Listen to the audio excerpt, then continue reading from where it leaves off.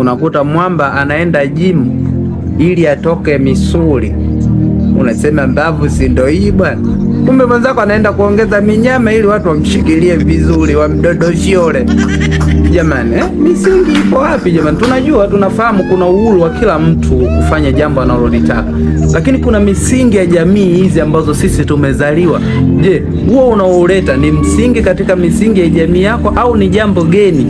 Basi kama geni, jitahidi kalifanyia ambapo wao wanalipokea hilo jambo. Au wewe ndugu unaonitazama, msimamo wako upo wapi? Mimi msimamo wangu kwa hao wanaopiga jimu au hata wasiopiga jimu ila wanadosholana wenyewe kwa wenyewe, mimi msimamo wangu hili jambo halifai na halifai katika jamii hizi ambazo sisi tumezaliwa.